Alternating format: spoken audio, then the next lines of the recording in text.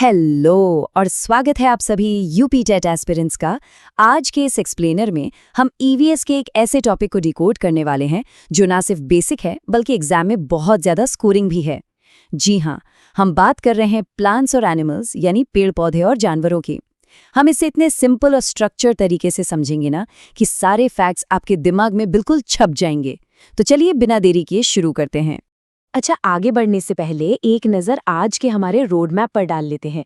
इस पूरे सेशन को हमने 4 छोटे छोटे हिस्सों में बांटा है। पहला है पौधों की दुनिया, दूसरा जानवरों का साम्राज्य, तीसरा है इन दोनों के बीच का कनेक्शन यानी परस्पर निर्भरता का चक्र, और लास्ट में सबसे इम्पोर्टेंट यूपी टेट एग्जाम के लिए कुछ मास्टर पॉइंट्स। बस इतना ही। तो चलिए अपनी नींव मजबूत करते हैं और स्टार्ट करते हैं हमारे पहले टॉपिक से, पौधों की दुनिया। अब देखिए, हम लोग अक्सर अपने आसपास के पौधों को टेकन फॉर ग्रांटेड ले लेते हैं, है ना? लेकिन लिटरली यही पृथ्वी पर जीवन का बेस है। ये सिर्फ हमें खाना ही नहीं देते, बल्कि वो हवा, वो प्योर ऑक्सीजन देते हैं जिससे हम हर पल सांस लेते हैं। इसके अलावा लकड़ियाँ, जीवन बचाने वाली दवाइयाँ, कपड़ों के लिए फाइबर और चिलचिलाती धूप में ठंडी छाया, सब कुछ तो इन्हीं से मिलता है। और सबसे बड़ी बात, ये हमारे पर्यावरण को एकदम शुद्ध रखते हैं। अब बात करते हैं इनकी कैटेगरीज की। इनको याद रखना बहुत ही आसान है, बस इनकी बनावट पर ध्यान दीजिए। सबसे पहले पेड़, जिनका तना बहुत मजबूत और लकड़ी का होता है, जैसे नीम या आम। फिर आती हैं श्रब्स यानी झाड़ियाँ, जो साइज में थोड़ी छोटी होती है पर तना लकड़ी वाला ही होता है, जैसे गुलाब का पौधा। तीसरी कैटेगरी है हर्ब्स या जड़ी बूटियां, जिनका तना बिल्कुल नर्म और हरा होता है, जैसे पुदीना। चौथे नंबर पे है क्लाइंबर्स, मतलब वो लताएं जो किसी सहारे से ऊपर चढ़ती हैं, जैसे आपका मनी प्लांट। और लास्ट में क्रीपर्स, जो सहारे से ऊपर नहीं चढ़ पाती बल्कि जमीन पर ही रेंगते हुए फैलती हैं, जैसे कद्दू की बेल। हो गए ना पांचों याद? अब थोड़ा ध्यान दीजिएगा क्योंकि ये पॉइंट एग्जाम के लिए सुपर इंपॉर्टेंट है। प्रकाश संश्लेषण यानी फोटोसिंथेसिस। आप पत्तियों को ना पौधे की फूड फैक्ट्री समझ लीजिए। ये पत्तियां सूरज की रोशनी, पानी और कार्बन डाइऑक्साइड का इस्तेमाल करके पौधे के लिए खाना बनाती हैं, और इसी प्रोसेस में गैसों का एक्सचेंज भी होता है। ये बिल्कुल एक जादुई केमिकल रिएक्शन की तरह है। और अगर आप एक पौधे की लाइफ साइकिल देखेंगे तो वो भी किसी चमत्कार से कम नहीं है। जो फूल होते हैं ना, वो असल में पौधे के प्रजनन अंग होते हैं। फूल के बाद फल आते हैं, जिनका मेन काम होता है अपने अंदर के बीजों को सुरक्षित रखना। और फिर एक दिन इन्हीं बीजों के अंकुरण यानी जर्मिनेशन की प्रक्रिया से एक बिल्कुल नया पौधा जन्म लेता है। पूरी एक परफेक्ट साइकिल है। चलिए अब अपने दूसरे ब्लॉक की तरफ बढ़ते हैं और देखते हैं कि जानवरों की दुनिया में क्या चल रहा है। हम जानवरों को हमारे साथ उनके रिलेशन के बेसिस पर 3 सिंपल कैटेगरीज में बांट सकते हैं। पहले वो जो हमारे मददगार हैं, डोमेस्टिक यानी पालतू जानवर, जैसे दूध और खेती के लिए गायें या रखवाली के लिए कुत्ते। दूसरे हैं जंगली जानवर, जो एकदम आजाद रहना पसंद करते हैं, जैसे जंगल का राजा शेर या विशाल हाथी। और तीसरी कैटेगरी में आते हैं हमारे पालतू पक्षी, जैसे तोता या कबूतर, जिन्हें हम घरों में शौक से पालते हैं। अच्छा, खाने पीने के मामले में भी जानवरों की अपनी अलग अलग चॉइस होती है। इसे 3 ग्रुप्स में याद रखिए।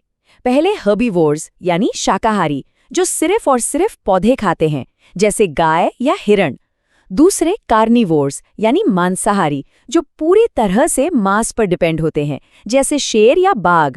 और तीसरे होते हैं ओमनिवोर्स यानी सर्वाहारी। ये कुछ भी खा सकते हैं, पौधे भी और मांस भी, जैसे भालू, कौवा। और हाँ, हम इंसान भी इसी कैटेगरी में आते हैं। एक और इंटरेस्टिंग चीज नोटिस की है आपने? हर जानवर के चलने का स्टाइल एकदम अलग होता है। पक्षी हवा में उड़ते हैं, मछलियां पानी में मजे से तैरती हैं, सांप जमीन पर रेंगते हुए चलते हैं, कुत्ते और बिल्लियां दौड़ते हैं, घोड़ा तो खैर बहुत ही तेज दौड़ता है, और मेंढक वो अपने मस्त छलांग लगाते हुए आगे बढ़ते हैं। मतलब नेचर ने सबको उनके वातावरण के हिसाब से एकदम परफेक्ट तरीके से अडेप्ट किया है। अब आते हैं एग्जाम के एक बहुत ही फेवरेट टॉपिक पर, जन्म देने के तरीके। इसमें आपको 2 टर्म्स बिल्कुल क्लियर होने चाहिए। पहला है ओवीपेरस, मतलब अंडे देने वाले जीव, जैसे पक्षी, सांप और मछली। और दूसरा है विविपेरस, यानी वो जीव जो सीधे बच्चों को जन्म देते हैं, जैसे गाय, कुत्ता और हम इंसान। इन दोनों का डिफरेंस एग्जाम में अक्सर पूछा जाता है, तो इसे अच्छे से दिमाग में बिठा लीजिए। तो अब तक हमने पौधों और जानवरों को अलग अलग समझा। अब बारी है ग्रैंड फिनाले की। तीसरे सेक्शन में हम देखेंगे कि कैसे ये दोनों एक दूसरे से जुड़े हुए हैं और कैसे हमारा पूरा इकोसिस्टम एक विशाल कनेक्टेड लूप है। ये जो परस्पर निर्भरता का चक्र है ना, ये सच में कमाल का है। देखिए, स्टेप बाय स्टेप समझते हैं। पौधे हमें ऑक्सीजन देते हैं, जानवर उसी ऑक्सीजन को सांस के जरिए अंदर लेते हैं और बदले में कार्बन डाइऑक्साइड छोड़ते हैं। फिर क्या होता है? पौधे उसी कार्बन डाइऑक्साइड का इस्तेमाल करके अपना खाना बनाते हैं। फिर जानवर उन्हीं पौधों को खाकर एनर्जी लेते हैं और जब ये जीव मर जाते हैं तो मिट्टी में मिलकर ये पौधों के लिए बेहतरीन खाद बन जाते हैं।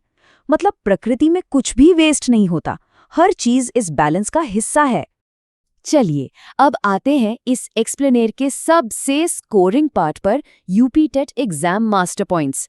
ये हमारा रैपिड फायर रिवीजन है ताकि आपके मार्क्स कहीं से भी कटे ना। तो फटाफट इन हाई यील्ड फैक्ट्स को नोट कर लीजिए। फोटोसिंथेसिस से पौधे खाना बनाते हैं। पक्षियों की हड्डियां अंदर से खोखली होती हैं, जो उन्हें उड़ने में मदद करती हैं। ऊंट को रेगिस्तान का जहाज कहा जाता है। जड़ी बूटियों यानी हर्ब्स का तना एकदम नर्म होता है। ओमनिवोर्स पौधे और मांस दोनों खाते हैं। पौधों की जड़ें मिट्टी से पानी और जरूरी मिनरल्स सोखती हैं। और हाँ, डोमेस्टिक यानी पालतू जानवर पूरी तरह से हम इंसानों पर डिपेंड होते हैं। ये सारे पॉइंट्स एकदम रटे हुए होने चाहिए।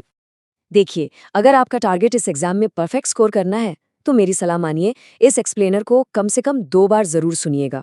और हाँ, अपनी तैयारी को बिल्कुल पक्का करने के लिए full chapter wise revision videos, books, MCQs, solved previous year papers, handwritten notes और लाइव मॉक टेस्ट के लिए आप एमवी प्रिपरेशन का पेड वर्जन ले सकते हैं। सीरियस एस्पिरेंट्स के लिए ये एक बहुत ही लॉजिकल और जरूरी कदम है। अब हम अपने अगले सेशन में जल, भोजन और आश्रय के बारे में बात करेंगे। लेकिन जाने से पहले मैं आपको एक सवाल के साथ छोड़ना चाहता हूँ। जरा सोचिए, अगर इस पूरी इंटरडिपेंडेंस साइकिल का, इस परस्पर निर्भरता का सिर्फ एक भी हिस्सा हमेशा के लिए गायब हो जाए, तो जीवन के इस पूरे चक्र का क्या होगा? हमारी दुनिया के इस नाजुक बैलेंस के बारे में जरा सोच कर देखिएगा। मिलते हैं अगले एक्सप्लेनर में।